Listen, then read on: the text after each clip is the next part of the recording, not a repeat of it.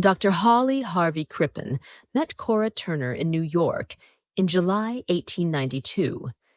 He was 30 years old and was working in a hospital, and she was 19. Crippen had been married before, but his first wife had died. He immediately fell in love with Cora, and 6 months later, they were married.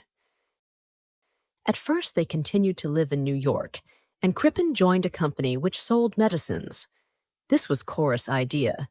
She wanted her husband to earn more money than the hospital was paying him. Cora wanted to be a singer, so her husband paid for her to have singing lessons. Her voice was not really good enough, and she wasn't very successful. Later, when the couple moved to London, she did begin to sing in theaters, although she was never famous. Crippen was not allowed to work as a doctor in England because he had trained in America, so he continued to work for the American Medicine Company and opened a London office for them.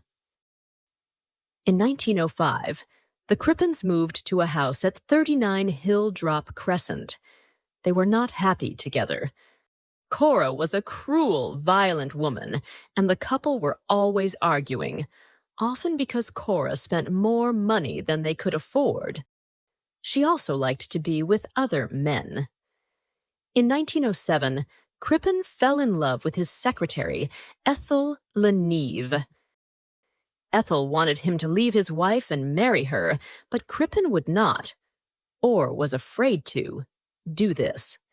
Then, in December 1909, Cora discovered that her husband and Ethel Leneve were lovers. She warned Crippen that she would leave him and take most of his money with her. On January 31st, 1910, two of Cora's theater friends, Paul and Clara Martinetti, came to dinner with the Crippens, and during the evening, Cora and her husband argued violently. The Martinettis left early. The next week, Crippen told neighbors and friends that Cora had gone to America to look after someone who was sick. This came as a surprise. Cora had said nothing to them about a sick friend or about traveling to America. Then, some weeks later, Crippen sold several of Cora's rings and some of her other valuables, and in March, Ethel Leneve moved into 39 Hill Drop Crescent to live with Crippen.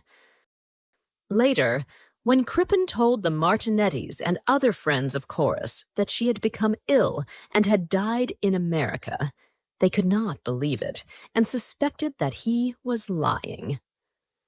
Finally, one of the friends went to the police with the story. Inspector Walter Dew of London's Scotland Yard, England's most famous police station, visited Crippen soon after this and talked with the doctor and Ethel Leneve. Crippen spoke calmly and confidently about his wife, making no secret of the fact that Ethel Leneve had been his lover for several years. He also agreed that the story about his wife's death had been a lie. The truth was, he told the detective, that Cora went to America to live with a lover, Bruce Miller, who had been one of her theater friends in England a few years before. Inspector Dew was not completely happy with this story, but neither was he able to prove that Crippen was lying. But Crippen was not as confident as he pretended to be. The visit from Inspector Dew had worried him, and after the detective left, he told Ethel Leneve that they must go away and make a new life for themselves in another country. They began by getting a boat to Holland, then went on to Brussels in Belgium, where they moved into a hotel for several days. When Inspector Dew visited Crippen's office on July 11th, he was surprised to find the place closed and Crippen gone. Immediately, he gave orders to search the house at Hill Drop Crescent, and it did not take his men long to find what remained of a woman's body under the house. She had been poisoned. On July 15th, Crippen read in a Belgian newspaper that part of a human body had been found under the house at 39 Hill Drop Crescent. He quickly got tickets to sail on a ship, the Montrose.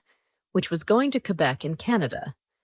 To make any discovery more difficult, Ethel Leneve dressed as a 16-year-old boy and pretended to be Crippen's son. They used the name Robinson. The ship sailed for Canada on July 20th, but the captain of the Montrose, Henry Kendall, had read about Dr. Crippen in the newspapers. He remembered photographs of Crippen and Ethel Leneve and began to suspect that Mr. John Robinson and his son were not what they seemed. Sometimes the two men held hands, he noticed, and Mr. Robinson seemed to have had a moustache until recently. The more the captain thought about it, the more sure he became that these were the two people the police were looking for. Kendall sent a radio message back to his company office in London. The information was passed to Inspector Dew, who left England on the Laurentic, a faster ship than the Montrose, which was also going to Quebec. The English newspapers quickly heard what was happening, and for the next week, helped by information coming from Captain Kendall on the Montrose, began to report the chase across the sea for their readers. It made exciting reading. Dr. Crippen and his lover knew nothing about any of this, of course, and were quietly confident that nobody had recognized them. So it was an unhappy surprise for them when they discovered Inspector Dew waiting for them in Quebec. Together with a Canadian policeman, Dew boarded the Montrose and arrested Crippen and Ethel Leneve. They were the first criminals ever to be caught through using a radio message. Dew returned to London with them. They arrived on August 28th. Dr. Crippen's trial, which began on October 18th, took just 3 days. The jury first heard how he had poisoned his wife with hyoscine, then cut up her body and buried it under his house. No one was surprised when they found him guilty of murder. Ethel Leneve was tried as an accessory, someone involved in the crime, although not there when it happened. But she was found not guilty. Dr. Hawley Harvey Crippen was hanged on the morning of Wednesday, November 23rd, 1910, in Pentonville Prison. Hanging was the normal punishment for murderers in England at that time. Ethel Leneve went to live in America, but later came back to England using a different name. Later, she married and had children. She died in 1967. At 7 o'clock on the morning of Monday, August 21st, 1911, 3 cleaners in the Louvre Museum, in Paris, were walking through one of the rooms, the Salon Carré. The 3 men stopped to look at one of the world's most famous paintings, the Mona Lisa. "This is the most valuable picture in the world," said one of the men. "They say it's worth 1.5 million francs. After staring at the famous smile for a moment or two, the 3 men then walked on to the Grand Gallery, which was the next room, to continue with some repair work. It was 8:35 a.m. before they passed through the Salon Carré again, and one of the men noticed that the Mona Lisa had now gone. "They've taken it away," he laughed. "They're afraid we'll steal it." The other men laughed with him and went back to their work. It was not unusual for someone to move a painting in the gallery. They were often taken away to be photographed and then put back later, so the 3 cleaners did not think any more about it. At 7:20 the next morning, Poupardin, one of the Louvre guards, passed through the Salon Carré and noticed that the Mona Lisa was not in its place. He too thought someone had taken it away to be photographed. At 9 a.m., a man called Louis Beroux arrived at the museum. He was a painter and was painting a picture of the Salon Carré. "Where is the Mona Lisa?" he asked Poupardin. "It's being photographed," replied the guard. Beroud was annoyed. He wanted to continue his work, but he decided to wait for the return of the famous painting. He waited all morning. What are they doing with it? He asked himself. Then, early that afternoon, he told Poupardin to go and ask the photographer to send back the painting. I don't have much more time, he said. Poupardin went away and came back quickly. The picture isn't there, he said excitedly. They don't know anything about it. And he hurried away to find his boss, Georges Benedict. At 3 p.m. that afternoon, people were asked to leave the Louvre. The museum is closing, they were told, but were not given any explanation. It was not until they read the newspapers the next day that most of them discovered the reason. Someone had stolen the Mona Lisa. The museum was closed for a week. Police believed that the famous painting might still be hidden somewhere inside, and they began to search. Everyone working at the museum had their fingerprints taken. Then the police found the empty frame from the Mona Lisa on some back stairs. Slowly, they began to put together their own picture of what had happened. The thief came to the museum on Sunday, August 20th, and hid in the building after the galleries closed. At 7:30 a.m., the next morning he took the Mona Lisa, then went into another room and down the stairs where the police later found the frame. He stopped to take the painting out of the frame, then went on to a door which led into a courtyard. The door was locked, so he had to take off the doorknob and break it open.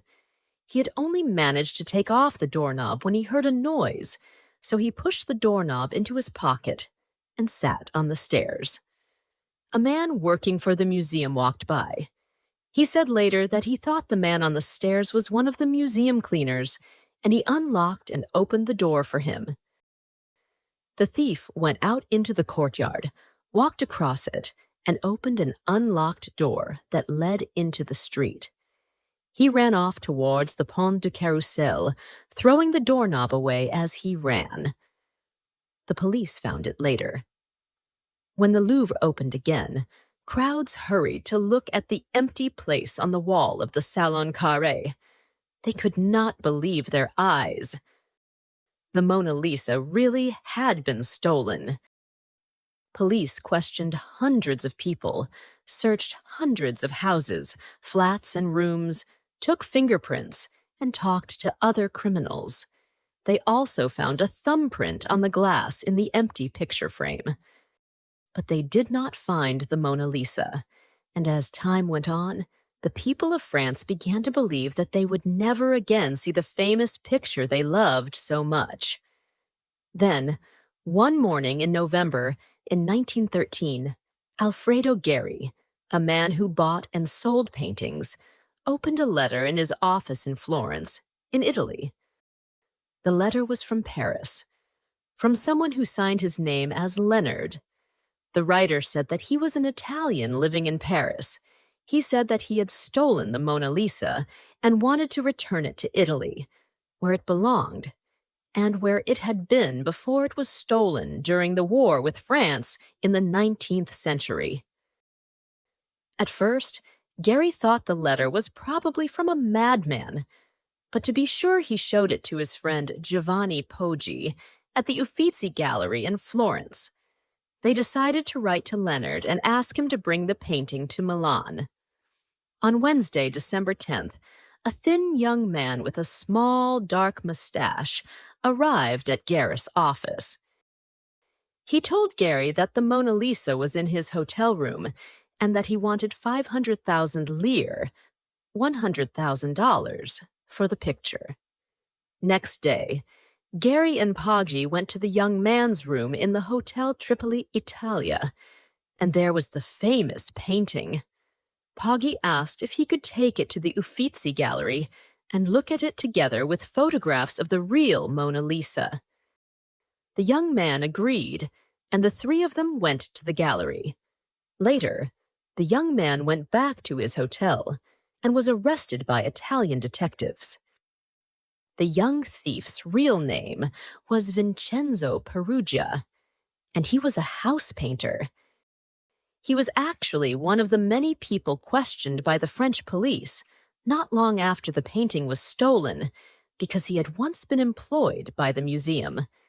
They had searched his room at the time, but had found nothing. Was someone hiding the painting for him? Perugia had been in trouble with the law before, for a robbery. But his fingerprints, kept by the police, only showed his right thumb, and the thumbprint from the glass in the empty frame had been a print of the left thumb. Now, the police searched his Paris rooms once more, and this time they found a 1910 diary with a list of the names of people who bought and sold paintings in America, Germany, and Italy.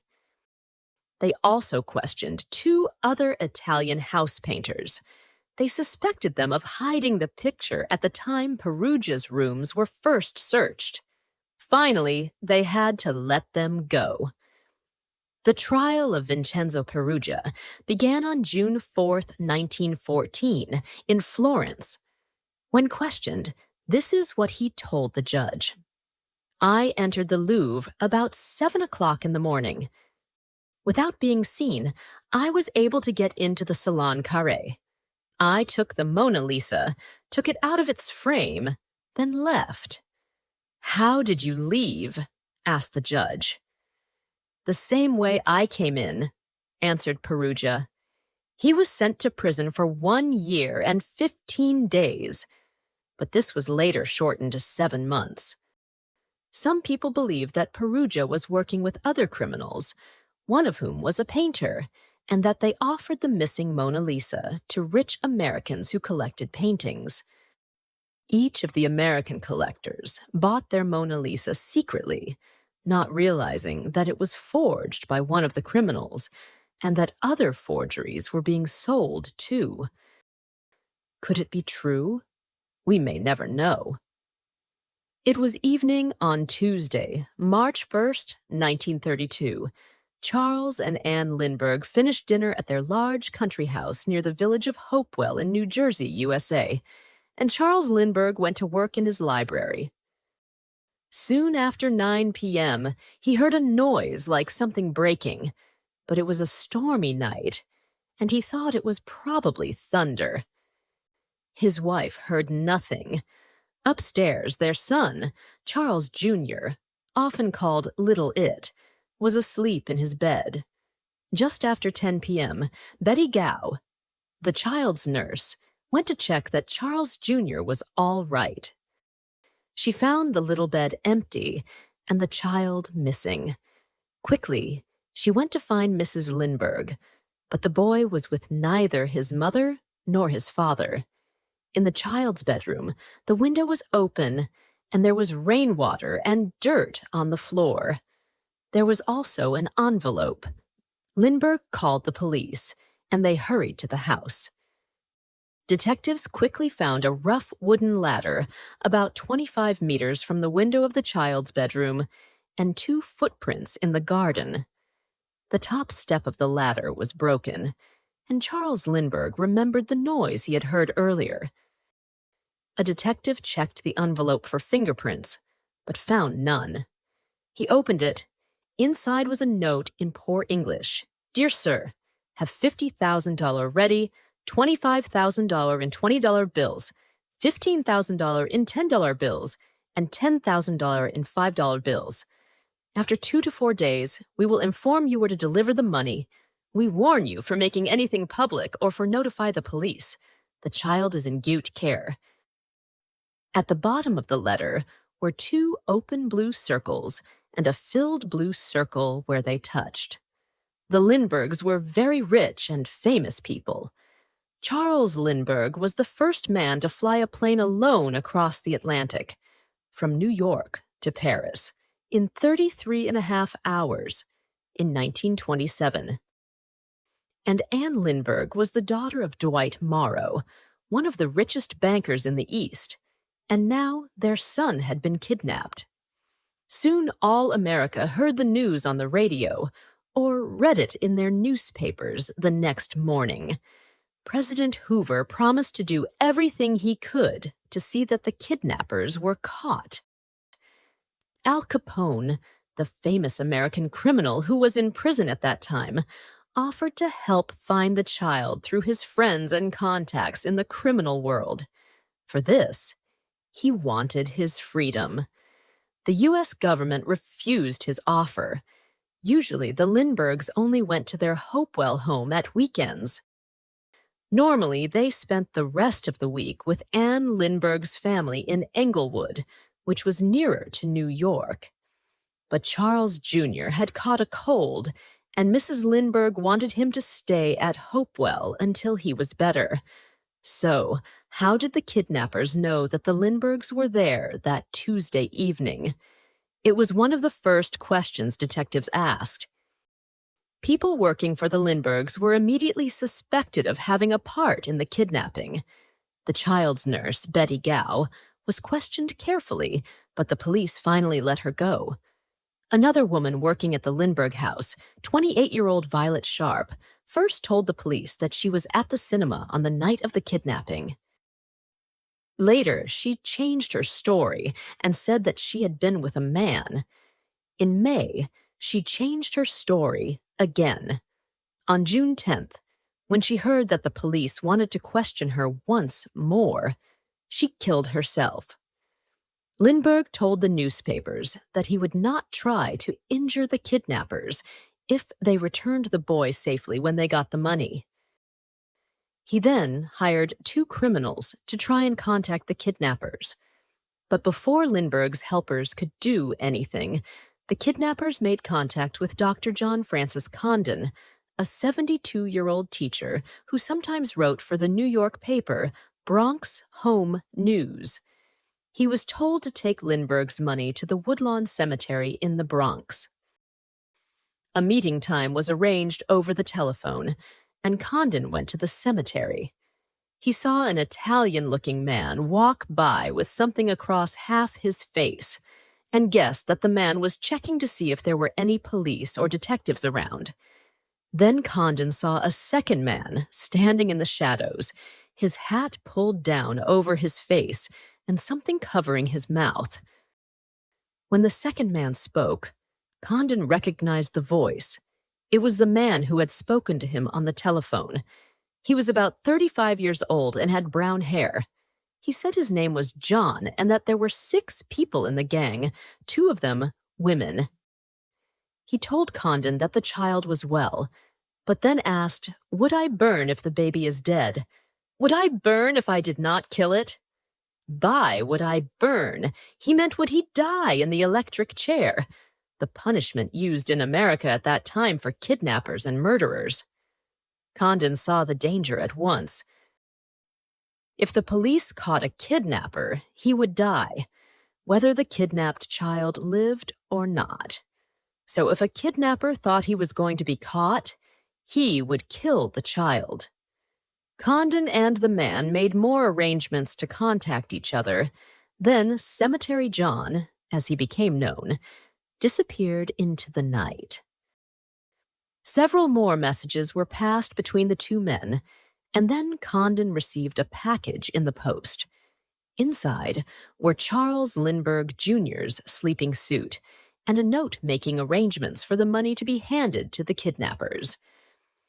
At 7:45 p.m. on Saturday, April 2nd, 1932, Condon and Lindbergh went to Raymond's Cemetery in the Bronx. Lindbergh waited in the car while Condon went into the cemetery. They both heard a voice shout, "Hey, Doc!" Soon after, the man calling himself John appeared, with his hat pulled down over his face. "I have $50,000, said Condon. The man gave him a note. It said that the boy was on a boat called Nellie, near the Elizabeth Islands, off the coast of Massachusetts. Lindbergh searched for several days, but he never found the boat. Then, on May 12th, 2 lorry drivers found the body of Charles Lindbergh Jr. in some woods about 7 kilometers from the Lindberghs' Hopewell house. He had died only a few hours after the kidnapping on March 1st. The police knew the numbers on the dollar bills which Condon gave to the kidnappers, and they began to watch for them. But it was September 16, 1934, before detectives caught a 34-year-old German, Bruno Richard Hauptmann, when he paid for petrol with a $10 bill, one of the Cemetery John bills. When Hauptmann was arrested, police found another of the bills in his pocket. And at his home, they discovered another $13,760 of Lindbergh's money. They also learned that Hauptmann was a carpenter whose job it was to make things from wood, like ladders. Hauptmann said that the money belonged to a business friend, Isidor Fisch, who had gone back to Germany and died there in March 1934. Hauptmann said Fisch had left the money behind when he went to Germany, and because Fisch had owed Hauptmann about $7,500, Hauptmann had taken it. "I had no part in the kidnapping," Hauptmann told detectives, "and I did not write the notes to Lindbergh." But the police refused to believe him, and they said that the writing on the notes was the same as Hauptmann's. At the trial in January 1935, Charles Lindbergh said that he recognized Hauptmann's voice. He also changed his story. He now said that Cemetery John had called, "Hey, Doctor," and not "Hey, Doc," and that he had spoken with a foreign accent. Dr. Condon, who was at first not sure that Hauptmann was Cemetery John when questioned by the police, said at the trial that he was now sure that the German was the man to whom he had spoken in the cemetery. The jury believed both men. Hauptmann said that he had been working in New York at the time of the kidnapping. His wife and employer both agreed with this, although his employer would not speak at the trial. But the papers to prove it could not be found. The jury finally decided that Bruno Hauptmann was guilty of kidnapping and murder, and he died in the electric chair at Trenton State Prison, New Jersey, on April 3, 1936. But questions are still asked about the trial. Was the writing on the kidnap notes really Bruno Hauptmann's? How did Hauptmann know that Charles Lindbergh and his family were at the house near Hopewell on that stormy night in March 1932? He told the police that he had never been to the village of Hopewell and that he did not know it. We shall probably never know the whole truth. In the early hours of August 8, 1963, the night mail train from Glasgow to London's King's Cross station was making good time. But for the driver, 58-year-old Jack Mills, and his assistant, 26-year-old David Whitby, this would be a night they would remember for the rest of their lives. Mills, especially, would always be a sick man, and indeed would die young after what was about to happen. Nearly all the trains, 12 coaches, were used as offices for the Royal Mail, for sorting the letters and packets into groups for different towns and cities. One special coach, for valuable packets, was carrying 128 bags of old money. The money was old banknotes, which were on their way to the Royal Mint, the place where banknotes are made, to be destroyed. At 3:03 a.m., almost 80 kilometers from London and near the small village of Cheddington, Jack Mills suddenly saw a red signal. He immediately brought his engine to a stop. It was unusual to find a red signal here, so David Whitby got out of the engine to walk to the emergency telephone, which was behind a signal box. But two men in black balaclava helmets, later known to be Buster Edwards and Bob Welch, came out of the darkness and pushed him down on the ground at the side of the railway. One man told Whitby, "If you shout, I'll kill you." Two men climbed into the engine, and Jack Mills tried to fight them. One of the men hit Mills over the head. Meanwhile, others in the gang quietly and efficiently unfastened the 10 sorting coaches at the back of the train, leaving just the front two fastened to the engine. The valuable packets coach was the second of these. David Whitby was brought back, and the robbers made Jack Mills drive the train very slowly to Bridego Bridge, 600 meters down the railway. They left the other 10 coaches behind. The 70 sorters still working inside them did not realize what was happening. Other gang members wearing balaclavas and army uniforms were waiting at the bridge with Land Rovers and a 3-ton army lorry. They had tied something white to a stick by the railway to mark the place where they wanted the engine to stop. They broke the windows of the valuable packets coach and made the post office sorters lie down on the floor. Next, the robbers passed 120 bags of old banknotes out into the darkness. 15 minutes later, the train robbers put handcuffs on Mills and Whitby and warned them not to try to escape for at least half an hour. Then, leaving 8 bags behind, they disappeared into the night. The robbery had taken a total of 24 minutes. The 120 mailbags contained 2.5 million pounds in old notes. Today, that would be about 25 million pounds, and at the time, it was the biggest robbery ever. The newspapers were soon calling it the crime of the century, and the post office quickly offered £10,000 for information that would lead to the arrest of the robbers. How did the robbers change the railway signal from go to stop? Was one of the first things detectives wanted to know. They soon had the answer. The robbers had covered the green go signal with a glove, then used their own red light which they had brought with them. But where were they now? Weeks before, the gang had bought an old farmhouse, called Leatherslade Farm, about 50 kilometers from the bridge. They went there after the robbery to count their money. Each man would get more than £150,000. They had planned to stay at the farmhouse for 4 days, but during the afternoon of Thursday, August 8th, they heard something on the radio news that made them change their plans. Buckinghamshire police announced that they were sure the gang were hiding not more than 50 kilometers from Bridego Bridge. In fact, the police were only guessing this because Mills and Whitby had been told not to try to get help for 30 minutes. The gang would have needed longer than this to go more than 50 kilometers to a hiding place.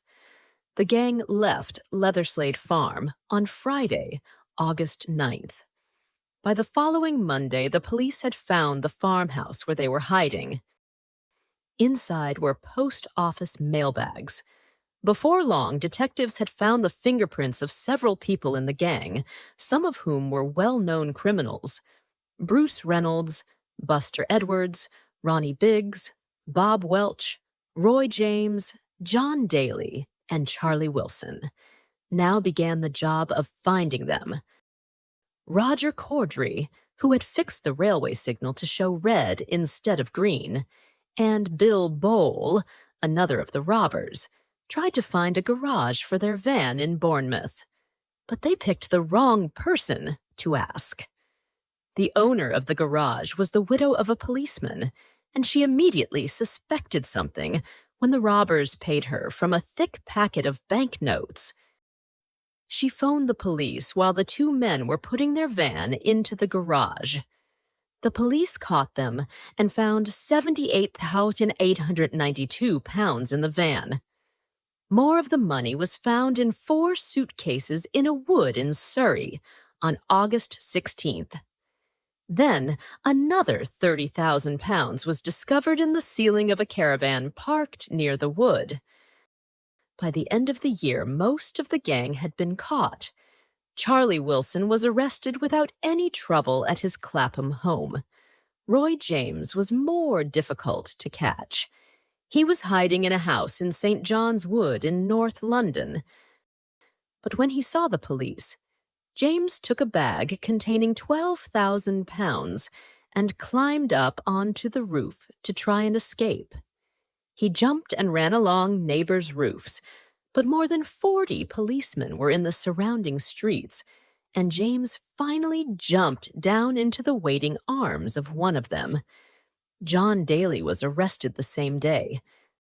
Buster Edwards, Bruce Reynolds, and Jimmy White were still missing, and so was 2 million pounds. The trial of the others began on January 24th, 1964, at Aylesbury in Buckinghamshire. The police did not want the trial to take place at the Old Bailey, the famous London criminal court, because they were afraid powerful London criminals might frighten people on the jury. All the prisoners were tried together, and all but Roger Corddry pleaded not guilty. The trial took 2 months. Neither Jack Mills or David Whitby could be sure which had been the men behind the balaclavas, and nobody had seen the robbers at the farm. But the lawyers brought in a total of 200 witnesses. The judge took 6 days to talk to the jury, and the jury took 2 days to decide that all the robbers except John Daly were guilty. The guilty men were sent to prison for up to 30 years. Jimmy White was finally caught in Dover on the south coast of England. Police suspected that he was trying to get abroad. Buster Edwards gave himself up in 1966, and Bruce Reynolds, the leader of the gang, was finally caught in 1968. He was arrested in Torquay, in Devon, and was sent to jail for 25 years. 2 of the gang were not in jail for long. In August 1964, Charlie Wilson escaped from Birmingham's Winson Green prison when 3 men broke into the prison to release him, even though prison officers were watching him carefully because they suspected that he was a person likely to try to escape. In July 1965, Ronnie Biggs got out of Wandsworth Prison with 3 other prisoners while they were walking between the prison buildings. The 4 men climbed the 6-meter prison wall using a rope ladder, which had been thrown down by one member of an escape gang outside. Charlie Wilson went to France and Mexico after his escape, but was finally caught again in Canada in 1967. Ronnie Biggs finally went to live in Brazil after first escaping to Australia. He is still there, living in Rio de Janeiro, with his girlfriend Raimunda Castro and their child. There is nothing that English lawyers or the English police can do about it. In 1993, Biggs said that 4 gang members were never caught. Nobody, other than the robbers and possibly a few other criminals, knows who they are. Where were you when you heard that President Kennedy had been shot? This is a question that most people who were alive at the time can answer. It is one of those moments that they can remember clearly and will never forget. On the morning of November 22nd, 1963, the President of the United States of America, John F. Kennedy, arrived in Dallas, Texas, with his wife, Jacqueline, on an official visit. It was a beautiful, sunny day. At 11:50 a.m., they left the airport at Love Field, and crowds stood along the streets of Dallas to watch the open-topped presidential car go past. They waved and shouted their good wishes to the young president and his lovely wife, while millions more watched on television. In the same car were John Connally, governor of Texas, his wife Nellie, and 2 Secret Service men. "You can't say Dallas doesn't love you," Mrs. Connally told the Kennedys as they listened to the shouts and saw the smiling faces. At 12:30, the car turned from Houston Street into Elm Street. It was moving very slowly. One of the buildings, which had a view over Elm Street, was the Texas Book Depository, a large building full of school books. Mr. Kennedy was waving at the crowds when there was the sound of a gunshot. The president's hand stopped moving, and then, as a second shot was heard, went to his neck. There was a third, and perhaps a fourth, shot, and his head was suddenly covered in blood. John Connolly, who had also been shot in the back by one of the bullets, fell to the floor of the car. The car immediately raced away to Parkland Memorial Hospital, with Jacqueline Kennedy holding her husband's wounded head in her arms.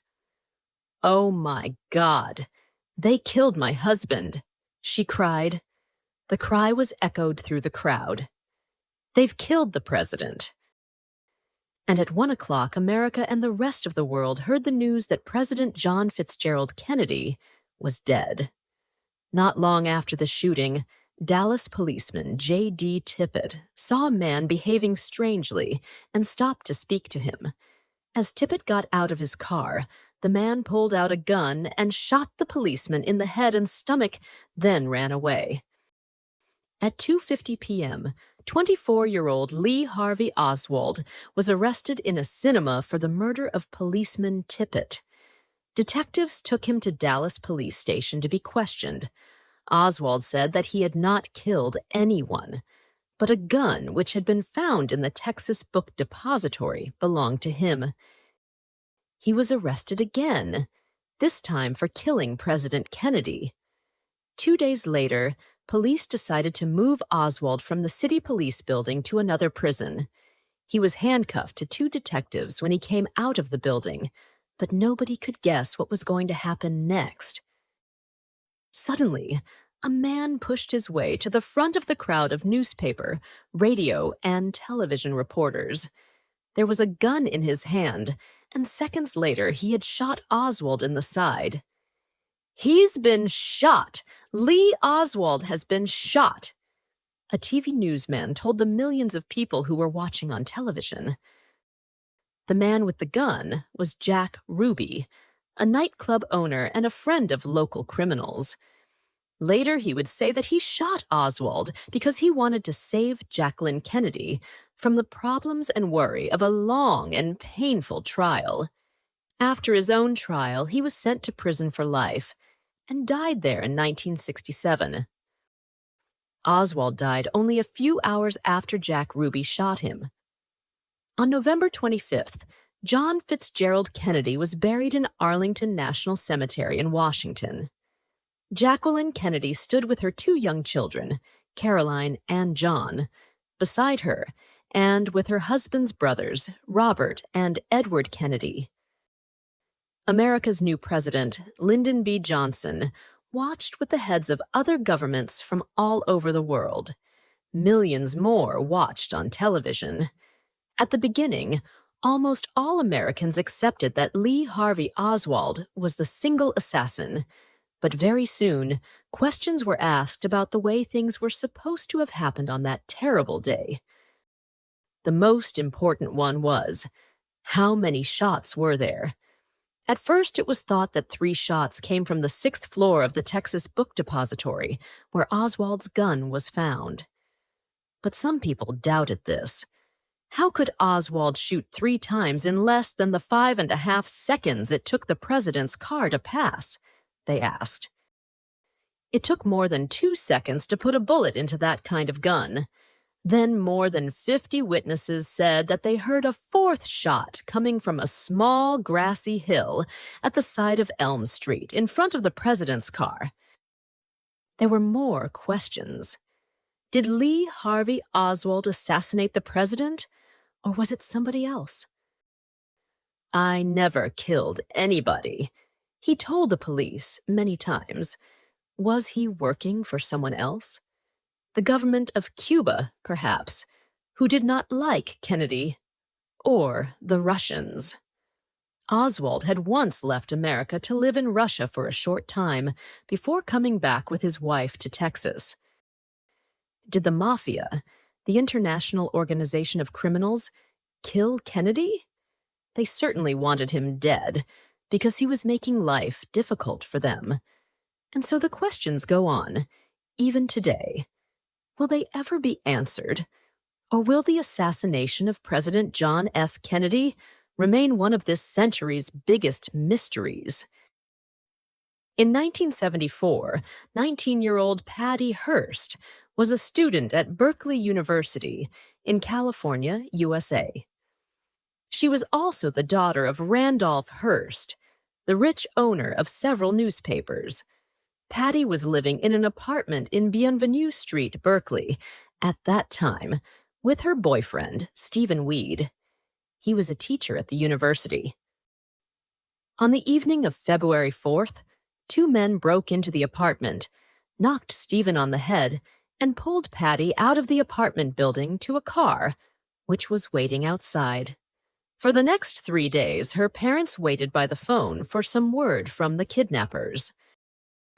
Then a local radio station received the first message from a group calling themselves the Symbionese Liberation Army, SLA, a small but dangerous group of terrorists. The message was from their leader, a man calling himself Xingque, who was later discovered to be a criminal who had escaped from prison. His real name was Donald DeFries. DeFries said that Patty Hearst was now a prisoner of the SLA. Other people in the group were 27-year-old Nancy Ling Perry, William Wolfe, 24-year-old Camilla Hall, William and Emily Harris, Patricia Soltysik, and Angela Atwood. A cassette with Patty's voice on it was sent to the radio station. She told her parents that she was all right and that the kidnappers were not hurting her. The next message was an order from the terrorist group to Randolph Hearst. They told him that he must give $70 worth of food to everyone in California who was on welfare. People on welfare were those who were unable to work or could not find work and were being given money to live on by the government. There were about 6 million of them in California. Hearst refused. It would cost more than $400 million, he said. And he wasn't rich enough to pay out that much money. But he did give $2 million to start an organization called People in Need, which gave food to the poor people in California. It was not enough for the kidnappers, and Patty remained a prisoner. Or did she? On April 3rd, another cassette with Patty's voice on it arrived. This time, she told her parents that she had joined the SLA and was not a prisoner anymore. She said that her name was now Tanya, that she was fighting for the freedom of all Black people, and that she would never again live with her parents or people like them. She was now one of the gang of terrorists. But did she join them because it was the only way she could be sure they would not kill her? This was what her parents believed. Or was she sincere about wanting to help the gang? It was a question that would be asked many times in the future. The answer seemed to come on April 15th, when she and others from the gang robbed the Hibernia Bank in San Francisco. Cameras inside the bank took pictures of Patty holding a gun and telling customers to get down on the floor or they would be shot. Then, a few weeks later, two of the gang, William and Emily Harris, were caught stealing from a sports shop in Los Angeles. They managed to get away only when Patty, who had been waiting in a van across the street, used a gun to help them. Nobody was hurt, but all three of the gang escaped in the van. The police and many other people were now sure that Patty Hearst was a common criminal. Later, police heard from someone close to the gang that the terrorists were living at 1466 East 54th Street in Los Angeles. Immediately, more than 300 policemen with guns were sent to surround the building, and the gang were told to come out with their hands up. Tear gas was used to try and get them out, but the terrorists replied by shooting at the police. There was a 40-minute gun battle with over 6,000 shots. Then, Nancy Ling Perry tried to run from the house but was shot dead by police. Next, the house caught fire, and Camilla Hall tried to get out, but was shot. Patricia Soltysik, Angela Atwood, and William Wolfe were burned to death in the fire, but Donald DeFreeze appeared to have shot himself in the head before the fire could kill him. The bodies of Patty Hearst and William and Emily Harris were not found in what was left of the building on East 54th Street. They, it seemed, had not been in the house at the time. It was more than a year later, in September 1975, in an apartment in San Francisco, that Patty Hearst was finally caught. Emily and William Harris were also arrested. During that year, the three of them had robbed 2 banks, and Emily Harris had killed a customer in one of them. Patty Hearst was sent for trial in February 1976, where she told the jury that everything she had done was to avoid being killed by the SLA. She said that she had been locked in a cupboard for several weeks until she agreed to do what they asked. By then, she said, she was so ill, she was ready to believe and say anything that they told her to say. But the jury, 7 of whom were women, found her guilty of bank robbery, and Patty Hearst was sent to prison for 7 years. Her parents worked hard to get her free, and slowly the public came to believe that Patty Hearst was not completely to blame for everything she had done. And on February 1st, 1979, she walked out of prison, a free woman. People have been asking questions about Sugar, the racehorse which became famous after winning the 1981 Derby, ever since he was kidnapped in 1983. What happened to him? Why was he taken? Who were the kidnappers? People have offered several possible answers to these questions, but the kidnapping still remains very much a mystery. For James Fitzgerald, the man whose job it was to look after Sugar, it all began at about 8:45 p.m. on Tuesday, February 8th, 1983, when 2 men with guns, their faces covered by balaclavas, pushed their way into his house at the Ballymoney Horse Farm near Newbridge in Ireland. They locked Mr. Fitzgerald's wife, son, and daughter in a downstairs room, then ordered him to take them to Sugar's special stable and to open the stable door. At the same time, other members of the gang were driving a car and horse box to the stable. After opening the stable door, Fitzgerald was ordered to lead the 10 million pound racehorse into the horse box. As usual, Sugar was quiet and well-behaved and did not kick or try to pull away. Then Fitzgerald was pushed into a van with some more of the kidnappers and told to lie down with his face on the floor. The gang drove about 40 kilometers away from the farm before they let Fitzgerald go. They told him not to contact the police and said that they would telephone him the next day. "We want 2 million pounds for the horse," they said. Fitzgerald telephoned his boss, the horse farm manager, as soon as he got home, and the police were informed about the kidnapping in the early hours of the next morning. Fitzgerald was questioned, but he could tell detectives very little about the kidnappers. They had all worn balaclavas, and he did not know what any of them looked like. Soon, newspaper, television, and radio reporters had the news, and everyone learned that one of the world's most famous racehorses had been kidnapped. The police waited for the kidnappers' next move, but nothing happened. No telephone call, only silence. They searched stables and farm buildings across the whole of Ireland. The Sporting Life racing newspaper offered £10,000 for Sugar's safe return. Lord Derby, one of Sugar's several owners, said that he thought the horse was out of the country by now. Weeks and months went by. During this time, hundreds of people telephoned the police to say that they thought they had seen the famous racehorse, either in fields, on roads, or in lorries. in various parts of the world. Others phoned to say that they were holding Shergar and would cut off his head unless money was paid to them. 2 telephone calls to an Irish radio station saying that Shergar would be returned, now that £1.2 million had been paid to the kidnappers in France, were quickly proved to be false. By October that year, Shergar's owners were offering £100,000 for his safe return, but there was no news. There is still no news. Some people say the IRA, the Irish Republican Army, was responsible for the kidnapping. But why was no money ever paid or collected?